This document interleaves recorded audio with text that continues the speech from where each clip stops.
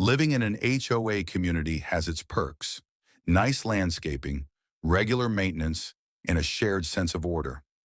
But sometimes those rules can feel a little too strict, especially when they affect your family. It all started one bright Saturday morning when my 10-year-old son Jamie went outside to ride his bike.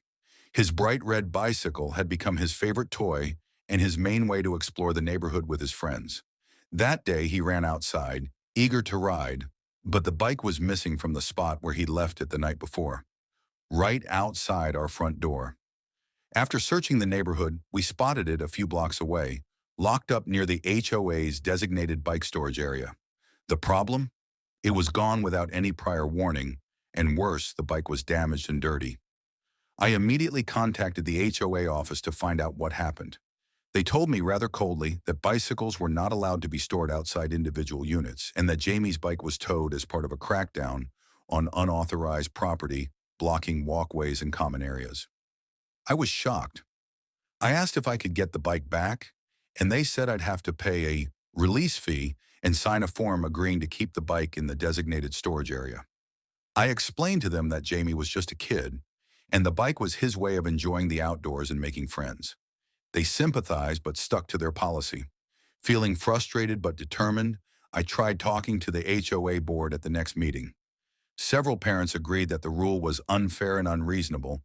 Kids needed a safe place to keep their bikes close to home, especially since the designated storage was cramped and poorly maintained. The board listened but didn't make any promises. With no resolution in sight, I decided to take things further. I contacted a local news station to share Jamie's story and highlight how the HOA's strict rules were affecting families in the community. The reporter came out the next week, interviewing me and a few other parents. The story aired with footage of kids playing in the neighborhood, their bikes locked up far from their homes, and families expressing frustration. The HOA suddenly found itself under the spotlight. Within days, the HOA board called an emergency meeting and announced a new policy. Bicycles would be allowed to be parked outside homes as long as they were not obstructing walkways or common areas. The towing and fees would stop immediately, and they promised to improve the designated storage area. Jamie got his bike back, and the neighborhood breathed a collective sigh of relief.